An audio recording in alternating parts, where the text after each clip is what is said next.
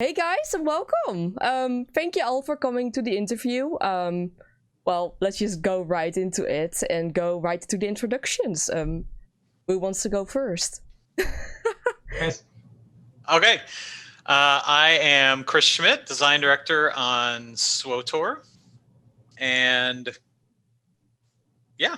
I'm excited to be here. And yeah, we can go through our background later, I guess. But but I've been on Swtor off and on for about 11 years. Started on this game pre-launch and done quite a bit of different stuff. But yeah, Mr. Musco.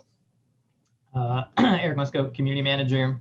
Been on Swtor. Apparently, according to LinkedIn, like 2 days ago was my 9-year anniversary, according to LinkedIn. I don't know if it's actually accurate because I don't ever update my LinkedIn, but I've also been here since before launch, and I just do community stuff.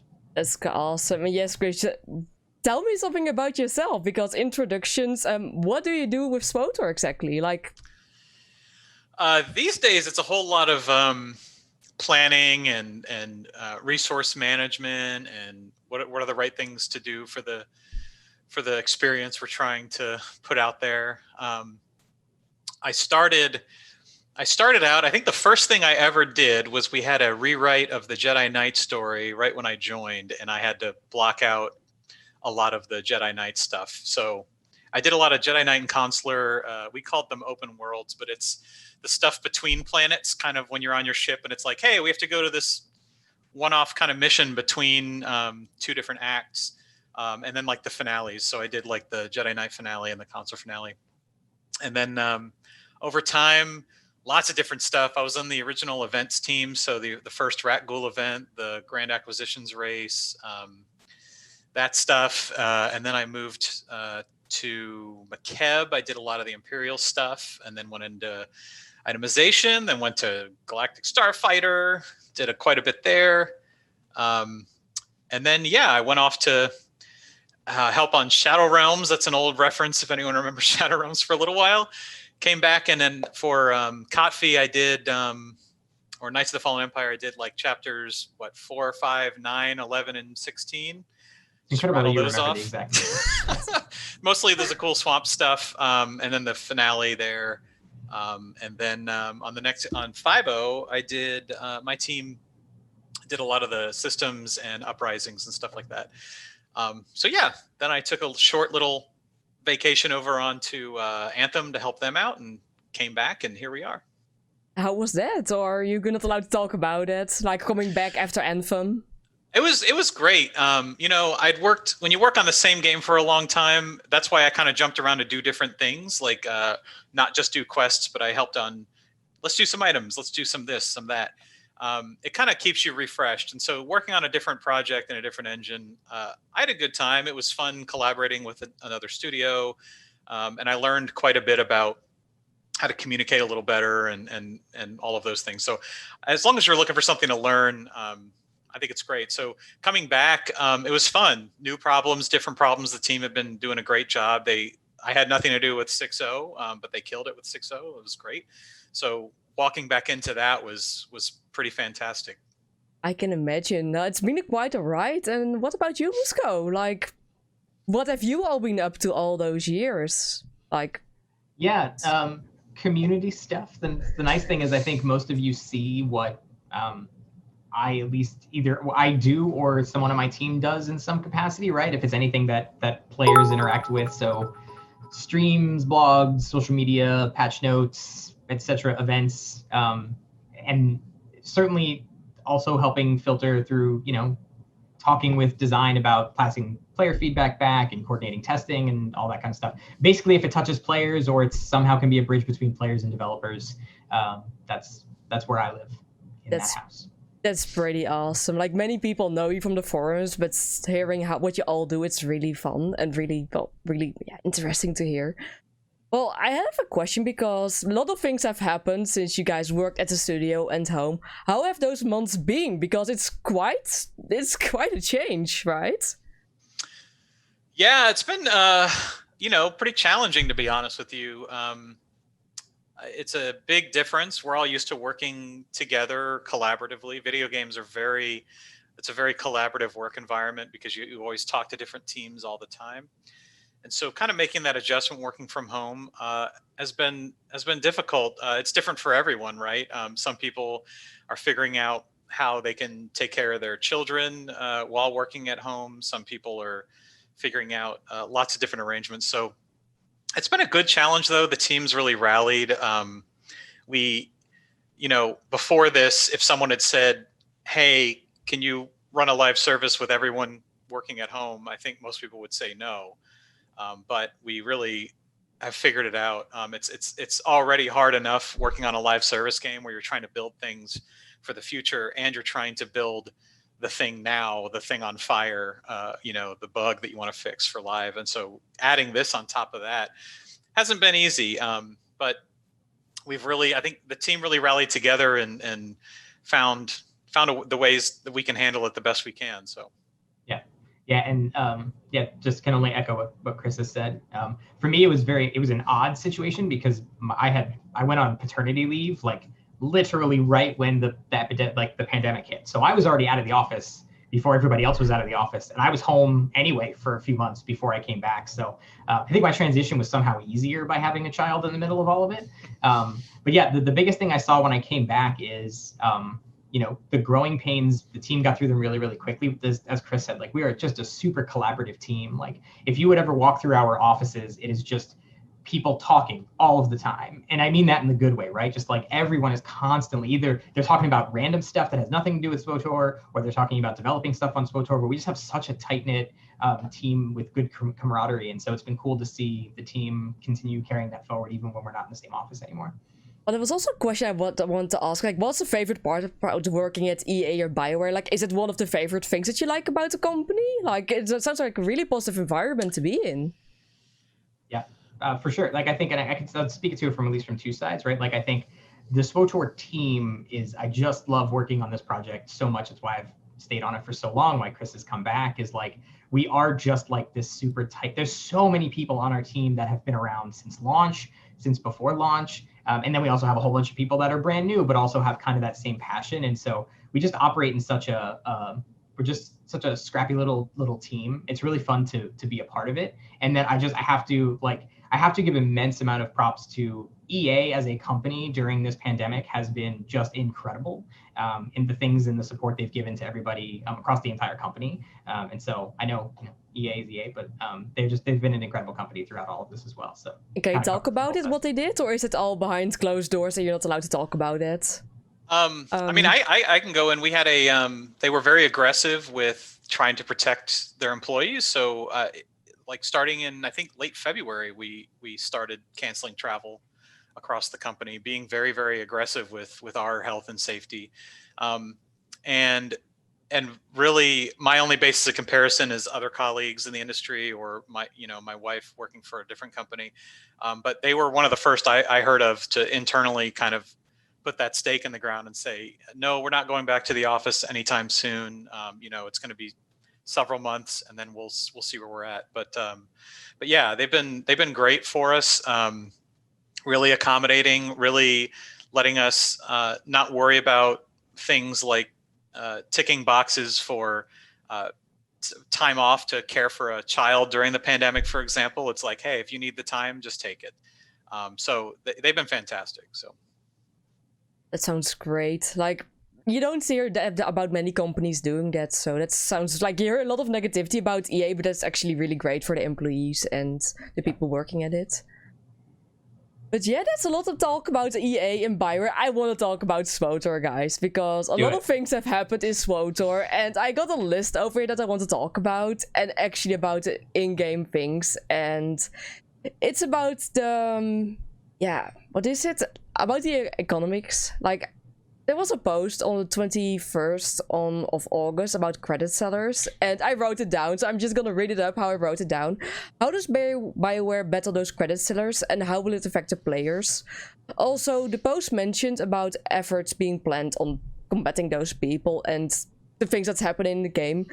Can you elaborate more on this? Yeah, I can. So I can give some details. One of the things that we kind of caveat whenever we talk about credit selling is we're vague very intentionally. It's kind of like, if they're the criminals and we're the cops, criminals are always trying to stay ahead of the cops are trying to stay ahead of the criminals. So we have to be careful sharing details because, frankly, if a credit seller hears the things that we're doing, they're going to change their behavior the second they know we're going to plan something. But I can tell you at least some of the things that we've looked at doing. One is credit seller spam. I think everyone knows that it's awful, or let me use past tense, was awful.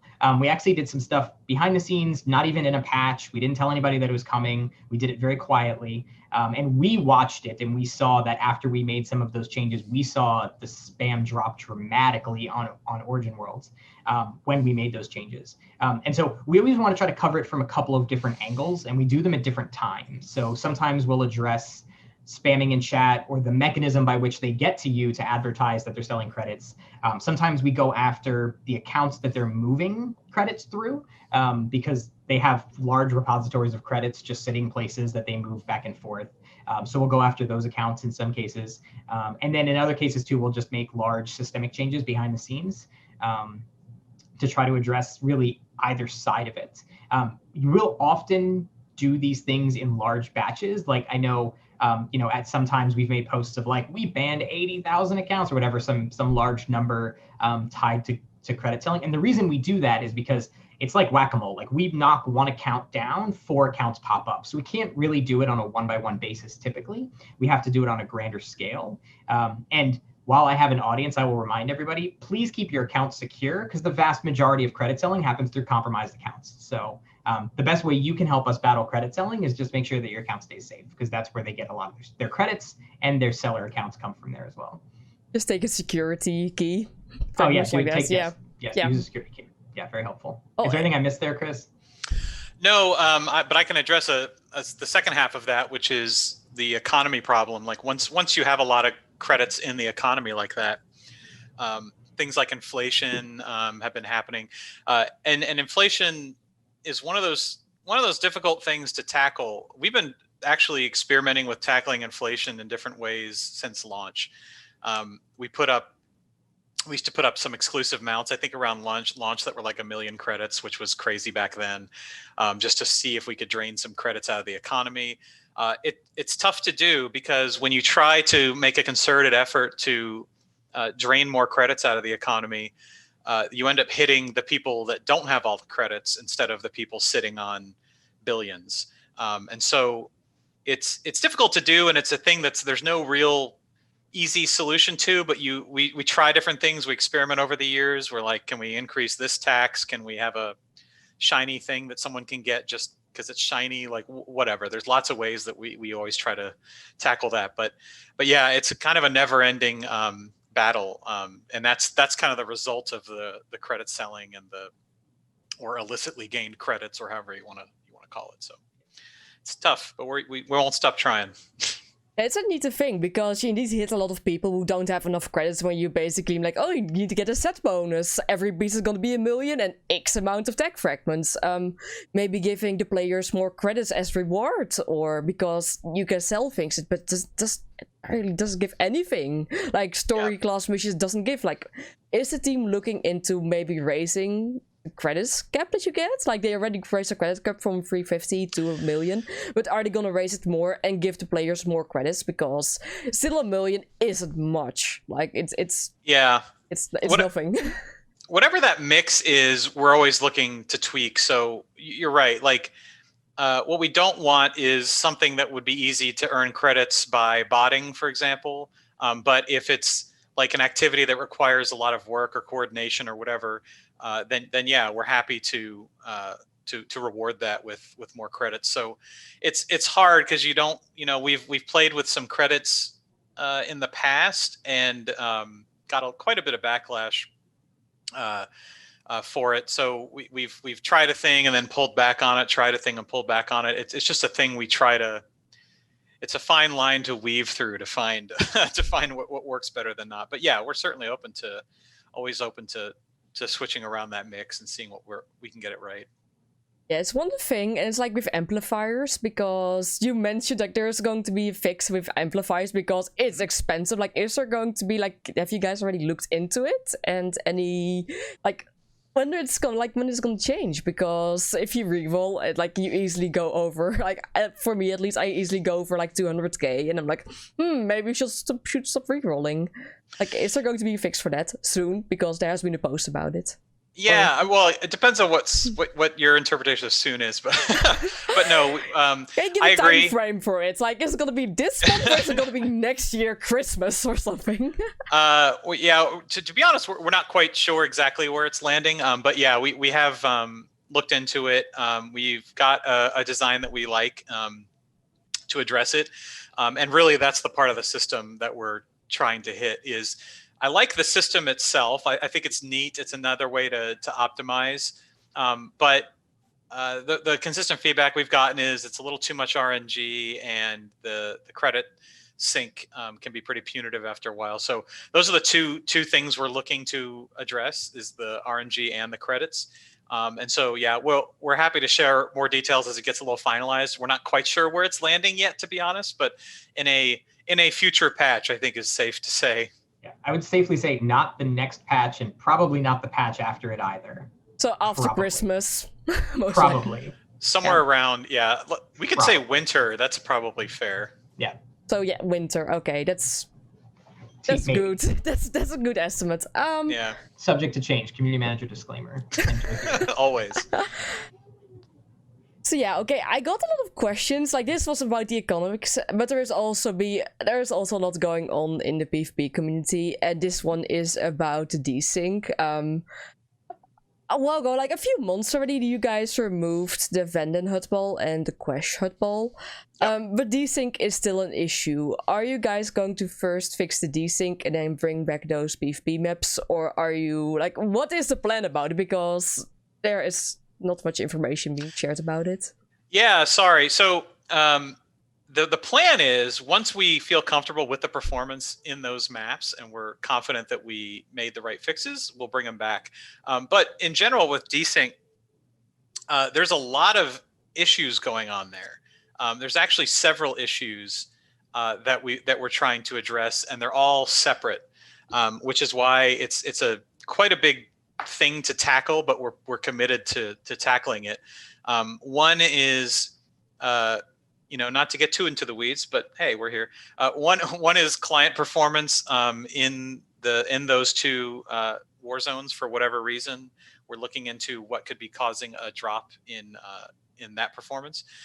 Another is we notice, and I think a lot of PvP players will know this, but when we have a teleport ability, is what we call it, something like a force leap, which is actually teleporting the player and then playing an animation of you leaping. Yeah, and especially when it's on a change in the vertical axis, so you're going from like a ramp to a platform, you'll randomly die every now and then, which has been kind of around.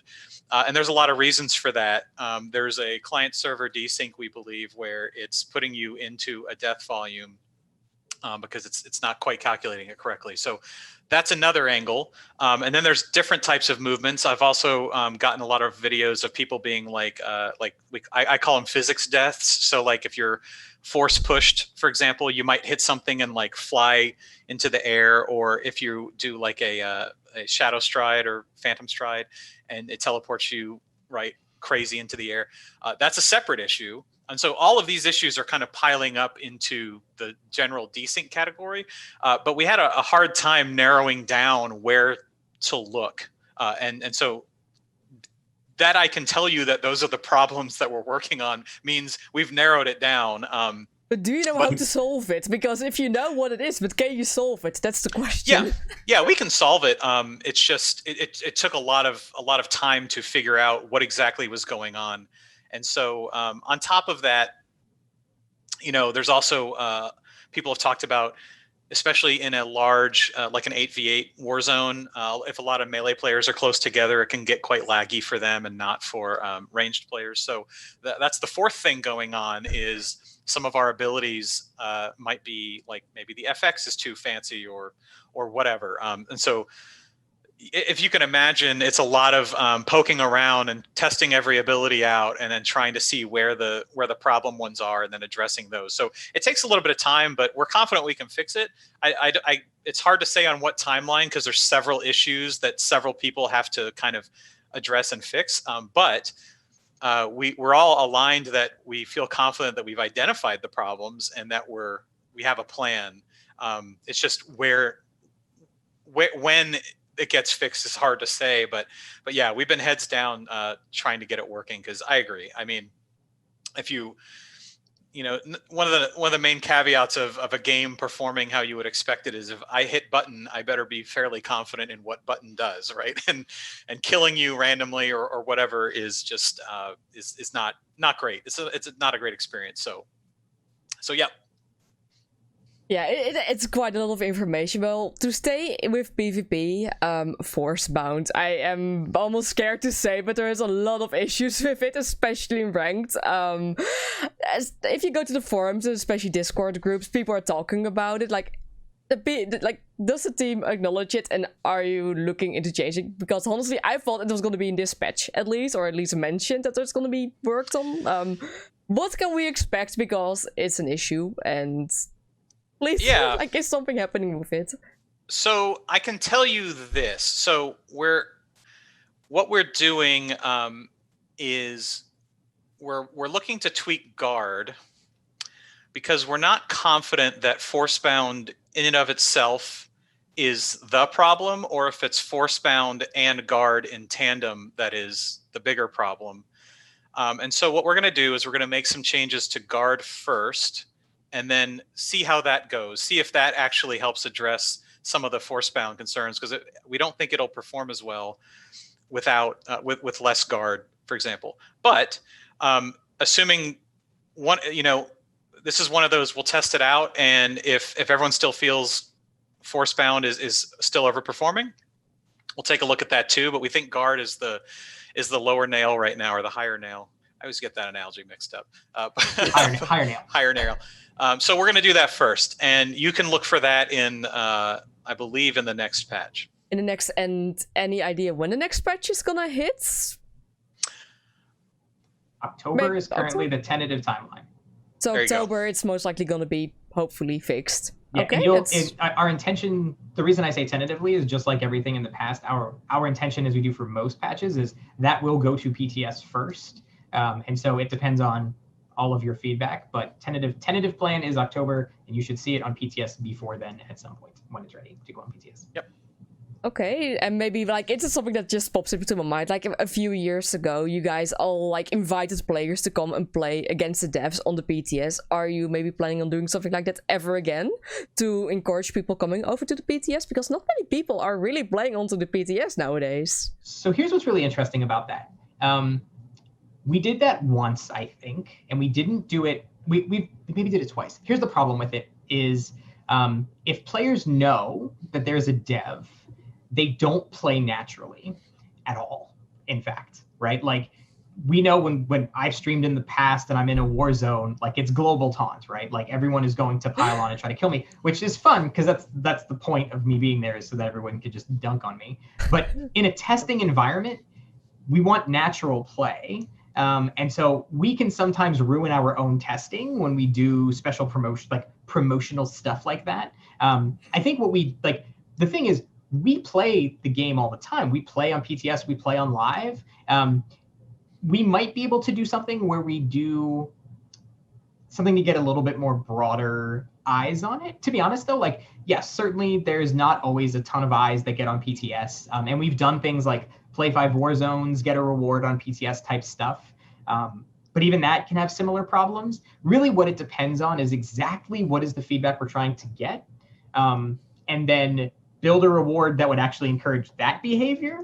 Because otherwise we might just ruin our own testing by just getting people doing things that's not actually what we need for testing purposes. Like in that case, we'd rather have 16 players repeatedly playing war zones as intended to give us real feedback than have 400 players doing like just logging in and then AFKing in spawn and then leaving so that they get their 5 war zones played. Like, that's not useful to us. So it really just depends on what we're looking for. that's a really long answer to say, yes, if it makes sense, we will do it, but there's problems when we do them. Also, one thing that just popped into my mind where you said to play 5 war zones. Are you guys going to change the required amount of wins for regular war zones and for ranked war zones? Because it has a lot of critique about it since it got changed. People are not happy. People are like, yeah, what are you guys gonna do about it? Like, are you already looking into it? Because I think it was Chris who mentioned it on Twitter to one of the other content creators that like we were gonna monitor it and see what the outcome is. Do you already have some results, and are you already looking into it? And if so, what are your ideas? What do you guys want to do about it? I would say we're still in keeping an eye on it, Land. The thing it's tough because the behavior I don't want to encourage is farming anything by losing or AFKing or anything. Because if you develop that habit in regs, then the likelihood you're going to try to do that in ranked is higher. And even if we just have wins in ranked and we don't have wins enforced in regs, then we're not ever teaching you and elevating you to encourage you to get into ranked and fill those queues, right? So they're two disparate modes at that point. The other problem is if we don't enforce wins, typically our budget for rewards will go down. So it's less lucrative for you if we let you not play and slowly earn towards a reward than it is if we can guarantee, that we could at least encourage you to attempt to win to earn the reward. So the consequence of that, if we went back to, instead of requiring wins to requiring wins or double losses or whatever the math would work out to, is we would probably lower the rewards for sure in that world. And that's something I'd rather not do. So I think things, the way I've seen it, at least casually, is things seem to have settled down a bit. But again, it's something I'm still, we're all keeping an eye on. I really want to see some of these things. You have to wait a little while to see how it affects the meta of even just the PvP mode. And I think it's still a thing that needs a little bit more soak time to kind of see if we can get some of those players into ranked or see how it all kind of plays out. So, well, if we're going to talk about ranked, I think I'm just gonna people, there is a lot of toxicity into ranked, and it's like people are like, oh, you should make a gear requirement to get 306 and other there's a lot of going forth, and it feels like ranked, but also other content after the launch has gone a lot more toxic. Like people, if you're new to Flashpoint, you just get kicked. You're like, oh, you're new, we don't want you. People get kicked, people get kicked, voted out of ranked war zones, and it's like a double-edged sword, because if you're playing ranked, you're you really want to win, you get salty. Everyone wants to win, but there is a limit, and you're like, oh, grow a tough skin. I made a tweet about it. It got a little bit out of hand with the amount of feedback it got, but what is the team going to do about it? Because yes, there's toxicity. Yes, there will always be flaming happening in ranked, but there is a limit. And what's the team going to do about it? And just what are your thoughts about it? Because it's a super tricky thing to deal with in general. Because to your point, right? We can't police the internet. There's always going to be some element of drama and some element of arguing, and we're not going to inject something to solve that. Now, that said, there's obviously lines that get crossed, and I think we've heard the general sense that line's being crossed, or feels like it's being crossed more than it ever has before, and that's obviously not okay. And we agree completely, right? That's not okay.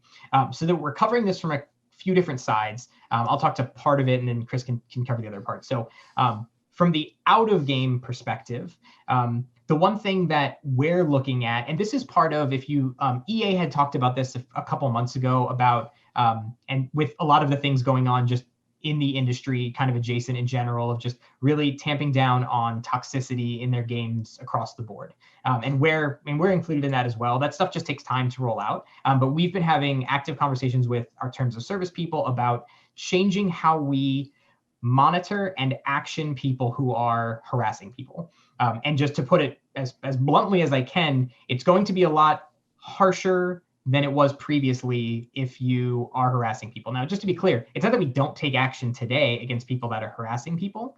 This is something that is so incredibly hard to see. I'll give you an example, right? So you have a situation where you're dealing with a player that's just being just a complete a-hole to you. And so you report them and you log back in the next day, 2 days later, and there they are in ranked and they're being a jerk to you again.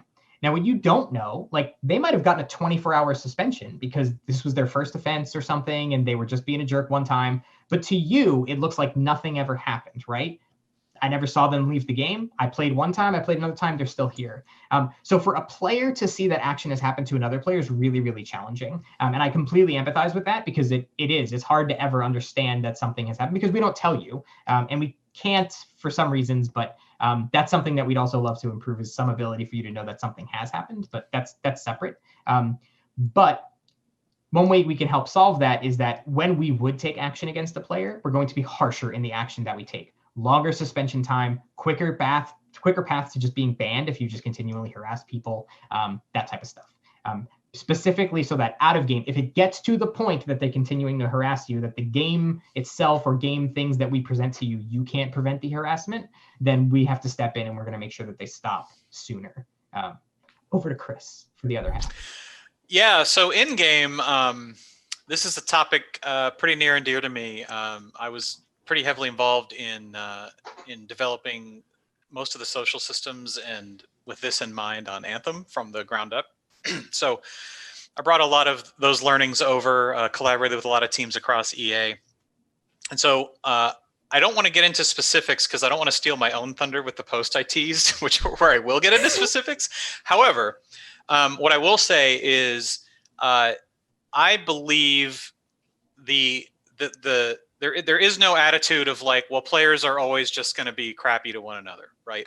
As game developers, I believe it's our responsibility to be accountable to some of that and really remove all those friction points in the game that cause people to have a bad day or to whatever that might be inherent in the design of the game.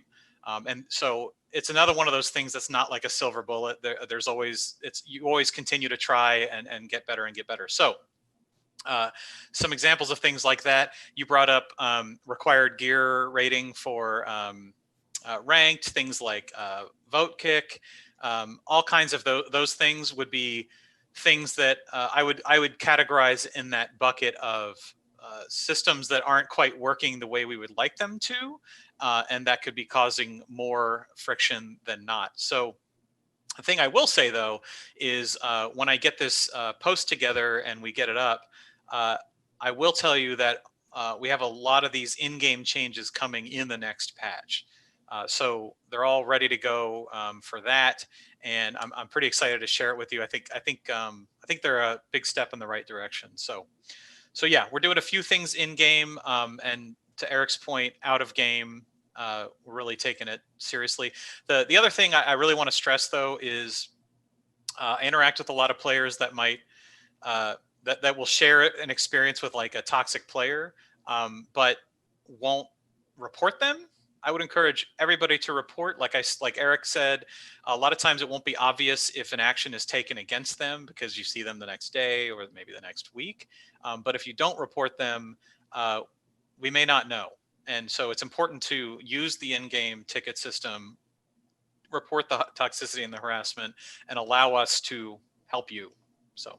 Well, maybe it's an idea to revamp the report system, because if you make a ticket nowadays, like, you have to fill it out, and it's like you get like an automated, like, it feels like an automated like reply. It's like, oh, something. And it's like, maybe make it easier for people to report other people or behavior. Like, it's very inconsistent nowadays. It's like, yeah.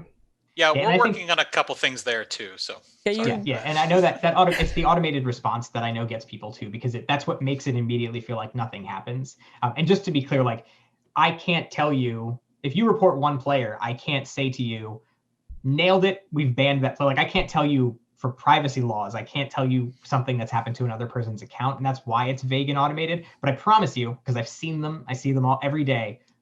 those things are real. They do go to real people who review them and have eyes on them. But you're 100% correct. That process needs to be, I mean, you can look at, especially in PvP-based games, League of Legends, Overwatch, like the ability to report people is like, click, click, clack, done. Like I've reported this person. I don't know that we'll ever get quite that far, but it's certainly noted that that's a place we can make improvement. Well, to stay with the banning and like reporting people, like I got a message earlier today from someone from also in the PvP community, and it's about the top 3 that had got banned like last season. Like what will happen to those reports? Because I don't know what happened, but apparently lots of people were in the top of PvP got banned. Any news about that? Because people are curious about what happened and. Yeah, I can give you I can give, again, this is somewhere where I will be very not specific, but I can at least give you kind of the basics of how it works, which is we get reports from 7,000 different places. We get, direct reports that come from people that have reported players out of game to someone or that report them in game for cheating.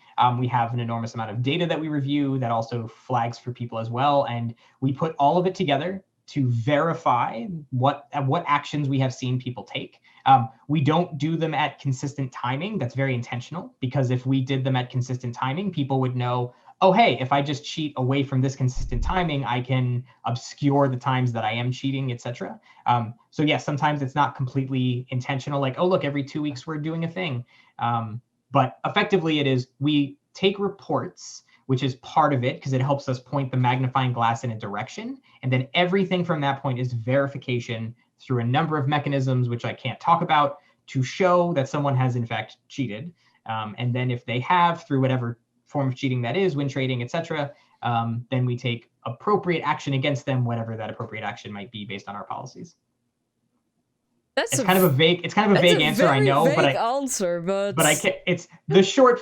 We get reports and non-reports help inform data that we review. When we review that data, we see players that are cheating. We take action against those players that are cheating. It's kind of just, I'm simplifying it, but it's really kind of just that simple. There's a lot more to it, obviously, in the specifics, but yeah, there's a lot of like I know people don't like the amount of mystery around bans and terms of service, but the blunt answer is there's a lot of privacy concerns and there's a lot of legal implications. So we really can't get into details of this human did this thing because it's just we operate on laws written by other people. So right. We're trying to respect that. Yeah, and too, right, like, because we have seen this before. Here's the thing. People who cheat tend to be crafty. And so if they figure out, the second they have an inclination on how they think we know what they're doing, they immediately change that behavior because they assume that's how we caught them. And so we can really never tell you how we've caught people. Like I can tell you, because we see it, almost the #1 dispute we get from people when they get action is, show me the proof. And it's just something we wouldn't expose and we can't do, because the second we would show you exactly how we know exactly what you did, you just change that behavior and cheat again in the future. Not to say we don't get it wrong sometimes, because when we get disputes, we always go back and look, and if we find that we're wrong, we'll reverse it. But we just can't expose a lot of details. I can see. It's a lot of, it's a thing, like you in the PvP community, most people know each other, so but yeah, I can see it from your point of view why you cannot do that for those people. Yeah. And we see that a lot too, right? Like it is very common that we will action someone, especially in the PvP community, but really anywhere, and we will get reports from people who are their friends, their guildmates. No way this person cheated. There's no way. I know for a fact they wouldn't. We see that all the time, right? Because it's a really close-knit community in general. And again, the game is a lot of tight-knit communities. It is. So yeah, we see it. It's very common. Yeah, but I got one more review question. Well, maybe you have more. I'm also gonna do some viewer questions later, but it's been 6 years since ranked has changed, like since things have happened to ranked. Like it's 4 vs 4. People would love to see 3 vs 3 or just see 8 vs 8 back. Like it's a question that comes back, but what are the plans for ranked? Like how long is the season gonna be? What are the plans afterwards? Because you guys are bringing back the wars. Like the tokens have become legacy, if I saw it correctly. Like lots of things change, but what can we expect next? It's difficult to give details at this point, but I will say in the rewards plan for the replica rewards, for example, we've talked about how those are rolling out through this season, which is season 13. The next 2 batches, and then the final batch will be sometime in the next season 14. And then, as I said in an older post, I'd like to retire that program after season 14 and switch to kind of the higher quality PvP focused rewards that a lot of players, say are fond of, that we used to do for whatever's beyond that. So with that being said, I don't see any major changes to the PvP structure while these replica rewards are out. So this season, probably not next season, but definitely looking beyond that, which I would call much longer term, to kind of reevaluate, shake things up a bit, and we'll see. So, okay. And you think about rewards, like, are you gonna make more shiny stuff like the Furious? Because people love the Furious, outfits, weapons. Like, are you looking into making more outfits or more flares, or what kind of rewards do you have in mind for that? If you are allowed to talk about it. I mean, I can tell you what I personally think, but I haven't mapped it out against, resource planning and all of that thing. But I think more unique rewards for PvP is the way to go. I also believe the same thing in PvE. We can kind of step up our game with like Master Mode Ops, for example, with exclusive mounts, things like that. It's kind of it's difficult. The Furious rewards were a different time on the project when we had quite a bit of bandwidth for that sort of reward. It's difficult to get that amount of quantity of reward for a single season, which was like the weapon set, 4 different unique outfits, the mount, like it's a lot. I don't think we need that necessarily to hit the bar. I think if they're cool enough and they're unique enough for PvP, I think that's probably the right way to go, and we can be smarter about what we do. So yeah, any category is fair game as far as I'm concerned. It could be lots of things. It could be, mounts, decos. The trick is, and as I kind of read in the forums or in other places what players want in PvP rewards, there's a whole lot of different answers. There's people that believe that PvP weapons are useless, and people that believe PvP mounts are useless, and people that believe PvP armor is useless. Like, so it's kind of hard, and it's the same thing in the regular game. When we put out like a new event, for example, with a new reputation track, we kind of pepper in different types of rewards, and I think we'll try to take that same approach, because we really want to appeal to as many different players value different cosmetics in different ways. So we want to try to cover as much ground as we can. So yeah. That's a cool answer. Well, there is one thing that, if you're talking about rewards, like a lot of people who don't play some people are scared, they don't like to touch that environment, but they play regular Warzones, and they would love to get some fancy stuff like the ranked beef people get. Is the team looking into maybe adding rewards for those people through regular Warzones, or that they will be able to gain those kind of rewards? Like, is there something being thought of? Or I don't think in the current scheme we're looking longer term. Maybe that could be a thing, but in the current scheme, I think there's something to driving participation in ranked in order to get the exclusive rewards, but certainly open to it in the future. So what I wouldn't want to do is suddenly add, in regs you can grind enough to get an old ranked top 3 set, or like a Furious set or something like that. So really, we're just trying to kind of retire that old reward scheme over the next 2 seasons, and then after that, who knows? Maybe. But there was a question that I got through, like people can send in like questions for the devs to me. Like, I'm one of the content creators, and it's like a question I also got. Like, when I sent this email to either Musco or Daniel, how does it usually get picked up? Because I don't know if you can talk about it, Musco. Like, how does it go from the skill? Like, I get it asked a lot. Like, oh, we wanna have like asteroid stronghold or like something crazy. And if the team thinks like, okay, this is a cool idea, maybe we can do it. How does it go on until it get launched? Like, can you like lift a little bit of like, just show us, like, tell us how it goes? Yeah, so like, one of the things that typically we don't usually see super large scale feature content ideas that the team probably hasn't already, like, I know everyone used to reference the wall of crazy back in the day. It's not actually necessarily really a thing, but like there, I mean, Chris can speak to, there's like design docs for so many things you can't even imagine that the team has just, planned and never went anywhere, sitting in a backlog somewhere.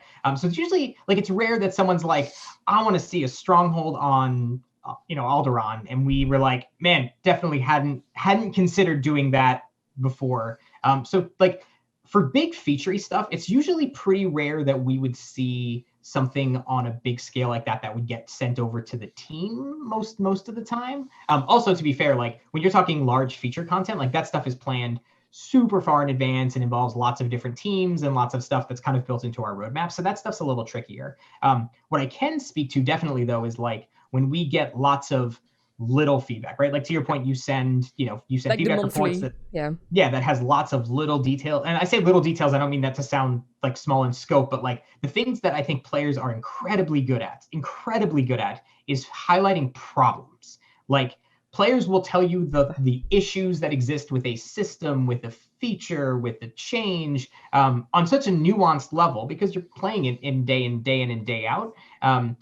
That's the stuff that's really, really, really, really helpful to pass back to to the Schmidts and the other designers of the world to just let them know. Like an example would be like, and I'll use the forums as a prime example, right? So we have a change that comes out in a patch, and there's a thread that spins up about it because players like it, don't like it, and they'll throw lots of feedback in there. So one, tons of our designers read the forums all day, every day. So we don't even usually have to send anything to the design team because they usually have seen it already anyway. But what'll typically happen is like Dan or Natha or myself will just find the thread, shoot it over to the relevant designer, sometimes copy a Chris if it's a bigger change, and just be like, hey, have you caught this thread? There's some really good feedback in here. We'll link to a specific post just to make sure it's on their radar. And again, 9 times out of 10, they're like, yep, totally had a chat with Chris about it earlier, whatever that might be. So from our side, the nice thing is we have a really engaged, and I know people might call BS on this because they don't see lots of forum posts and all that stuff coming from the dev team, but I promise you, like we have a super engaged in the community dev team and that they're constantly reading things and constantly reviewing the feedback that comes in. So our job's pretty easy in that regard. Most of the time it's just stuff that gets buried. It's in like not necessarily general discussion or not a major thread or something that will usually raise up to make sure someone has caught it. But at least that's kind of how we see it from our side. And it gets a little bit more complicated with something like PTS, because in that case, our team is putting together a list of all the feedback and all the bugs, and we're doing a review meeting with the design team to be like, hey, here's everything we're seeing in kind of a big batch, because that stuff's kind of like a lot bigger chunk of feedback coming in at one time. But the day-to-day stuff, is pretty automatic actually. And Chris, I don't know, you can speak to your side of the house, but that's kind of how we see it, or I see it. No, yeah, we're not out of ideas. It's usually just the that's the difficult problem to solve in game development in general is you always want to do more than you have time to do. It doesn't matter how big your team is. So it's really making the decision to invest in this thing instead of that thing. And then, then when are we going to get to this thing? Oh, we'll do that next. And then what? No, this thing's on fire now. So this thing delays and delays and delays. So yeah, that's the real answer is it's always a priority call. And then you have to assess like, what's the bigger impact with what you want to either fix or what the new feature is or whatever. But it's all very helpful. We try to capture all of it in some way, somewhere. So we have a pool of things to pull from. Let's say someone's on the team is finished with their work early. All right, let's go into the thing that was the next priority. And so, yeah, it's absolutely helpful. I love reading about problems and trying to really account for what other things that could affect is often the challenge too in a game this large and complicated. So, but yeah, I love it. It's about priority. One thing I would add, because Chris said it, but I just want to reiterate it just so people don't misread what Chris said, just so people don't immediately think like, oh, the Swtor team's 6 people, that's what this problem is. Like you could ask a dev team that has 5,000 people, they'll tell you the same problem, right? Like there's always more we want to do. That's not a speak to size of team, because we're good. It's just we just always want to do more stuff. Well, I do have to ask it about the priority things, but people have been asking for years and years on end. Hoodtoggle, guys. When is it happening? How is it happening? Weapon designer. How about that? Because it's a thing that's been asked and it's about priority, but is it possible? Because people would love to have an answer, because it's like, maybe, maybe not. We'll keep you guys updated, but can you give us a clear answer? Why it's happening, why it's not happening, when it's happened, like something to work with, because people keep asking about it. It's like with those feedback reports, like every report I get at least 5. Yeah. When are we gonna get this? And I'm like, yeah, I can tell you the answer, and Chris can definitely speak more distinctly if he wants about some of this, because I can tell you what we've said about like Hoodtoggle very specifically, because again, to your point, we've been asked about this since like year 1 of Swtor, right, as a feature request. And our answer is just like, it is so substantially harder than you could imagine to introduce Hoodtoggle, just because But why? Why is it harder? Can you talk about it? Well, the thing is, I think it would be really hard. One, I don't know that I could actually speak to it, but I think we'd have to talk in like super engine-y game dev terms to explain how doing something like Hoodtoggle, why it's difficult. I just know that it as a feature is, and just to speak to the prioritization piece, is that it as a feature is massive, and it would take an enormous amount of effort to put in. Now, just to be clear, that doesn't mean we're not going to do it or that we would never do it or any of those things. But when a feature is that big and it gets measured against, okay, we can do Hoodtoggle, which is this, but if we took this amount of time with the same amount of people, we could fit 4 things in that same amount of effort. It becomes really difficult to have that prioritization conversation in that context of just, we'll pick this one thing over those other 4 things. And I'm super simplifying this, but just know, like, believe me, Hoodtoggle literally came up internally like 2 weeks ago as another serious conversation. Like, it comes up just as frequently internally as it does externally. It is never forgotten. As soon as we have a chance to do something with it, we would. It's just that it's a big thing to do, which is why it hasn't happened in this entire time frame. Yeah, and if we do it, we want to do it right. So. But what about like maybe adding, like, you have like the energy like covered wrists and belt and chest, like maybe make something for the head, because right now you have like headpieces, and if you put it on like a little band in front of your forehead, and it will cover the HUD. Maybe making more outfits like those, which will also cover the issue. Like, is that not possible? Like, it doesn't, like, it's not like a very engineering thing, because the thing is there. Just make it. Like, I know if it's hard, but there are solutions for that, and I think people will pay big money for it, especially in the roleplay community. They will love it. They will just, yeah. Yeah, it's tricky because some of those headpieces that look similar behave differently, if you've noticed. So some might hide the hood and not hide the hair. Some might hide the hair. Some might, and so there's a little bit to work through there. One of the things that we have been doing a little bit of is, in lieu of that, you know, in some of the outfits that we sell, we'll give you like both a hood up and a hood down. We did that with Malgus's in 6.0, I think, is one of the big ones that we did, where you get 2 chest pieces, one with hoods up, one with hood down. The beach outfit, I think, as well. Right. Yeah.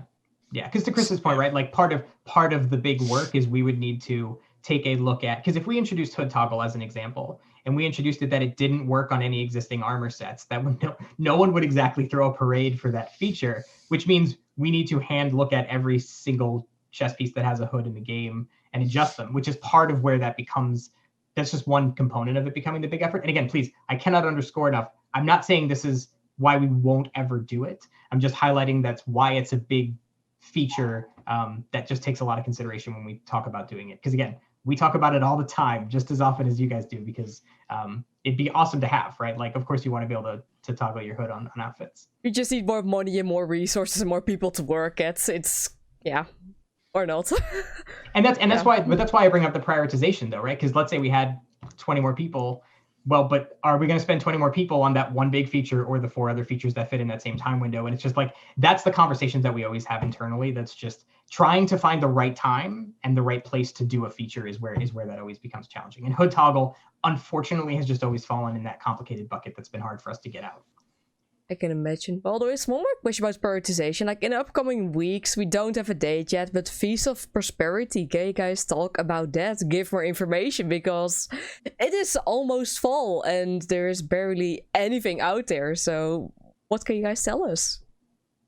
Chris, do you want to say? Well, why don't I do this, and then I'll throw it over to Chris. So I will tell you this. We are again, it's going to go on PTS because it's in our next patch. It's in our next major patch anyway. So it will go to PTS, not in the far future from now. I don't want to give specific timing because it could move, but it's not far. If it's coming in October, you could do the math that it's not too far away from coming. Our intention right now is that we will also do a live stream around the same time, so that basically you will go from having no information to seeing literally all of Feast of Prosperity and being able to just go play it on PTS in the same window. So definitely, we've been quiet on the Feast front, but you're not that far away from going from 0 to 100 on a lot of information. Yeah, I can tell you in broad strokes. It's another seasonal event, which is where we categorize kind of like Life Day and Narshadon Nightlife. So you'll see it once a year. So this will be our new fall event. And it's one of those that's a little more, we're trying to make it a little more fun, a little more lighthearted, a little bit of humor. And so we'll see what y'all think. We're really excited for you to see it. Team's done a great job getting it together all around. The art's fantastic. Everything's looking great. So you'll see it soon though. We're excited. It's pretty non-traditional for Swtor. I'm pretty excited to see how people react to it because it's wild. It's fun. It's a little different. It is, yeah. In a good way. Yeah. You guys can be curious. like yeah, you should be. Say something about this different, like just a tiny bit, just to give some little sneak peek. We're always experimenting with new types of gameplay in the game, so we'll try something a little different and see what y'all think. That's awesome. Well, we are almost at 1 hour. I want to do 1 or 2 viewer questions. So if you guys have any questions you want to ask, type it in the chat right now.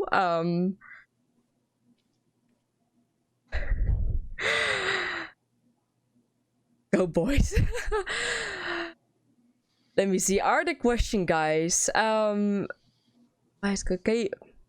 you bring back old Ravage? Man, old Ravage. Old Ravage.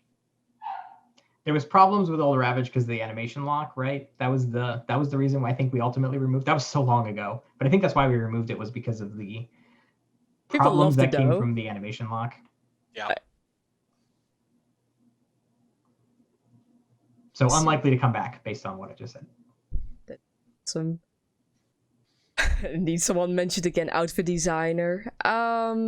If I can, I'll steal one that I see that is an easy answer because it kind of talked about, someone asked, can we comment on innocent people getting squelched?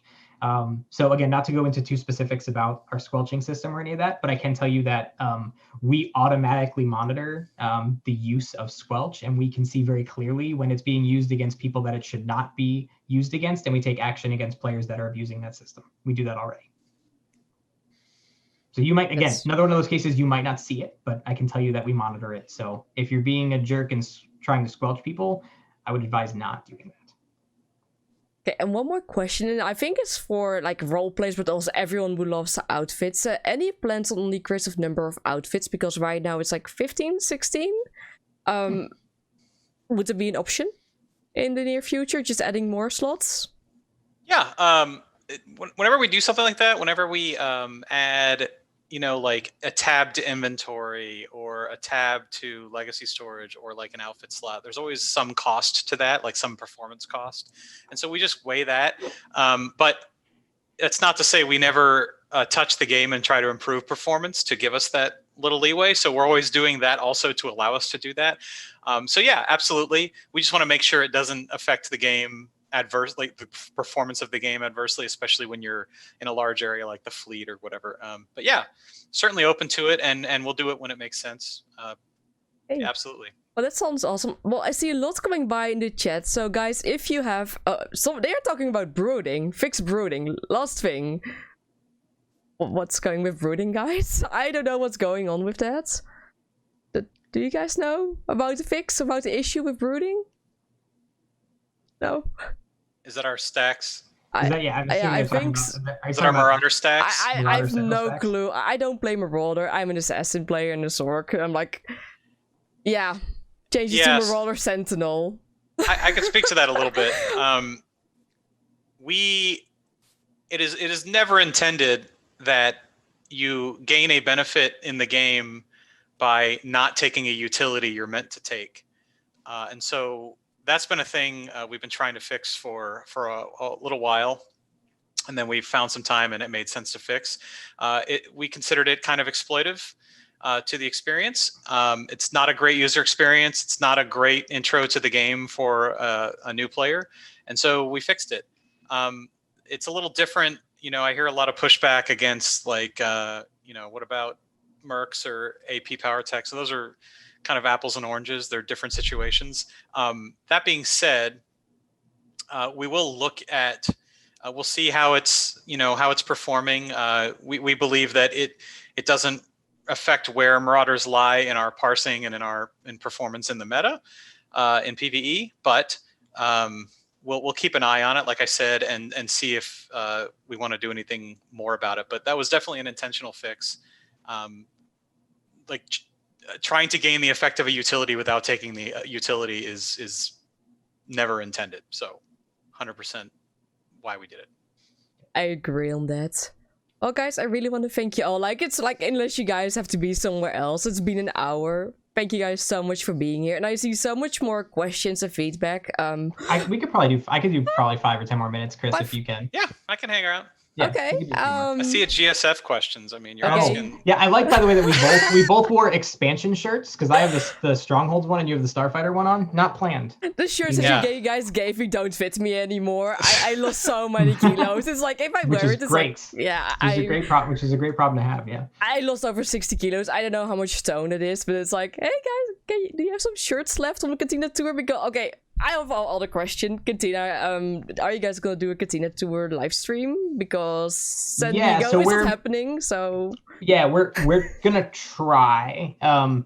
There's obviously a lot of challenges that will come in with doing like a big scale live stream with a bunch of extra stuff on it. Ideally, we will try to do one in October, maybe November, if not October. To kind of replace what would be our most yearly Cantina, which we do in New York in October. So yes, we are trying. I'm actively putting together plans to try to do one. We'll just see what challenges, you know, the work from home challenges that will come with that, to see where that lands. But yes, we would like to.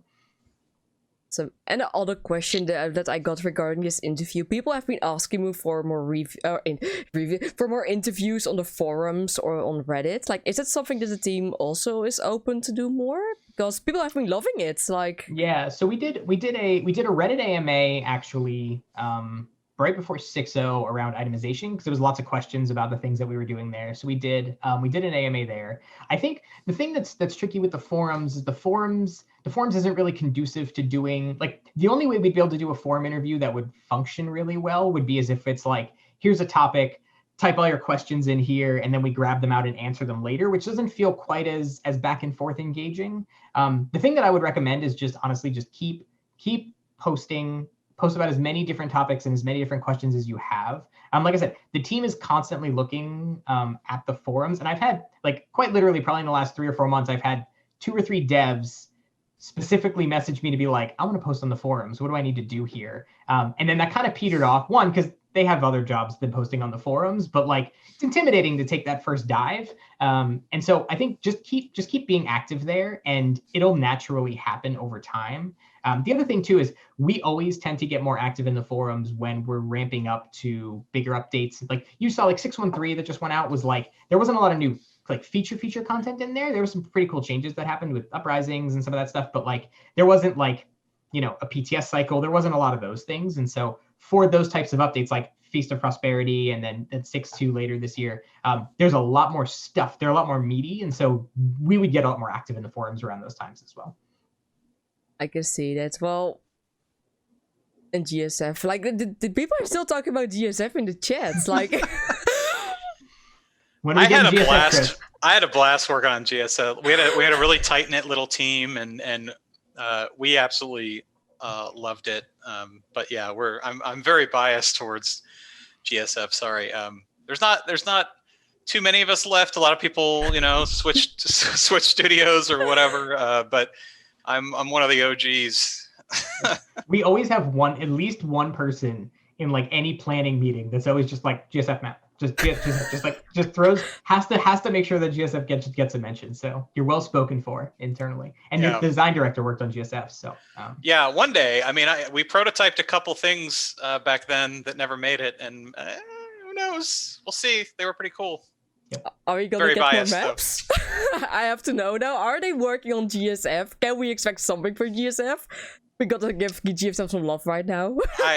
Who knows? We're not. I would say we don't have anything super crazy going on with GSF.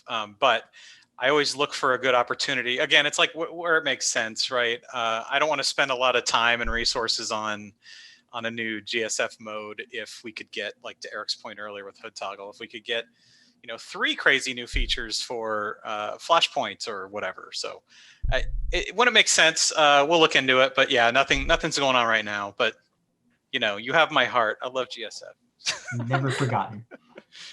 Oh, well, I got one last question, because you guys mentioned about the Wall of Crazy earlier. Is there one thing, and it's a question for you both, is there one thing that you would love to hang on the Wall of Crazy that it's like you would love to have into the game, or that they're working on? Something that you want, and yeah. What's your Wall of Crazy? Easy answer. It's the dumbest thing we ever came up with. We talked about it a long time ago. I'm confident it will never happen, so I will tell you. And I may have said this before, because this is my absolute answer to this question. We talked about doing, as an April Fool's joke, a Kaizyken companion, but because he's Kaizyken, he literally just walks around and doesn't do anything. Like, it's an actual useless companion. He won't sell stuff to a vendor. He won't fight in combat. He does actually nothing. And I thought it was hilarious just because it was so fitting for that character. But obviously, it introduces some mechanical problems where people would expect companions to do something and he doesn't do anything. So that one never came to fruition. But man, did I think that was so funny when we talked about it, because it just was too perfect. It was too perfect. That's brilliant. And you, Chris? Mine is, again, going back to my GSF roots, mine is like the hybrid GSF plus ground PvP. You could have ships in low atmosphere. But unfortunately, someone else at EA made that game, and it's called Battlefront 2, and it's really good. Right. So, like, I don't know, I wouldn't want to make like a crappier version of that in Swtor, but we used to dream before you could play that kind of experience of that sort of thing. We're just like, oh, what would it take to do something like that? But yeah, that was kind of my little crazy thing I got behind. Both sounds really fun. It really sounds fun. Yeah, that's it, guys. Thank you so much for even going 10 minutes over. I see still so many things in the chat. If you have any feedback or things, I might regret saying this, but there is a link to my Discord in the description. Go in there. There's a feedback box in there. I just spoke Musco, Daniel, anyone, like, hey, got some feedback. And I give like a 10-letter big fun. I would always have fun. Anytime we do interviews, I always recommend, like, if there's stuff that you feel was unanswered or whatever, just like send it to Aviriia, have her send it to us, and we'll see what we can answer, right? Like, worst case, you can always relay any messages that we have, if there's questions in there that we can address. So please send them over. I usually spend like 3 to 4 hours every month just going to the feedback. Oh, this has already been answered. This has not been answered. Just, you guys keep me busy. But yeah, go to the Discord, go in there. Chris, Musco, Eric, I thank you guys so much for being here, and everyone watching. Yeah, I don't know how to end. I can talk for ages, but yes, thank you guys so much. I'm gonna end the stream. This live stream is also gonna be on YouTube later, which I will be uploading. So if you missed a part of the live stream, go and check my YouTube. It's also in the description. And yeah, until then, bye bye, guys. Thanks.